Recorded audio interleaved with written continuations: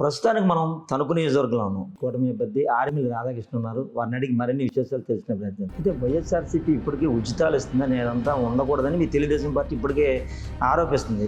మరి మీరు సూపర్ 6లో కూడా అటువంటివి పెట్టారు కదా.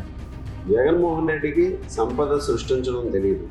కామెడైన ఆర్మిల్లి రాధాకృష్ణకి ఎమ్మెల్యేగా చేసిన కోపం వచ్చి ఒక ఎస్ఐని నేల మీద కూర్చోబెట్టారని అనుకుంటారు. తణుకులో మూలపూడి ఆ పేరు చెప్తేనే ఒక బ్రాండ్గా ఉండదు. రాధాకృష్ణ రాజకీయాల్లోకి వచ్చిన తర్వాత ఆ బ్రాండ్ కాస్త చెరిగిపోయింది. మూలపూడి బ్రాండ్ని చెరిపేసే ఆర్మిల్లి రాధాకృష్ణకు ఒక వెంచర్ వల్ల అపర కోటీశ్వరుడు అయిపోయాడు అంటున్నారు. అది నిజమేనా?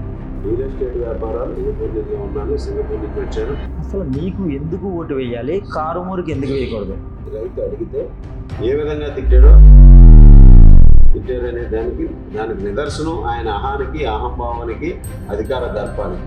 2019 ఎన్నికల్లో మీ సోదరుడు రాము సరిగ్గా సహకరించలేదని ఈ ఎన్నికల్లో మీ సోదరుడు రాము మీతో ఉన్నారా లేదా?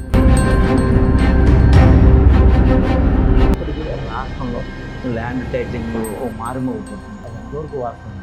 మన భూమి పత్రాలు మన దగ్గర ఉండకుండా ప్రభుత్వమే తన దగ్గర ఉంచుకుని దీన్ని ఏదో విధంగా ప్రభుత్వ కార్యక్రమాలకు వాడుకోవాలనే ఆలోచనతో పెట్టిందనేది ప్రచారం జరుగుతుంది. స్వల్ప ఓట్ల తేడాతో, అంటే సుమారు 2900 పైచిలకు తేడాతో మీరు ఓటమి పాలారు.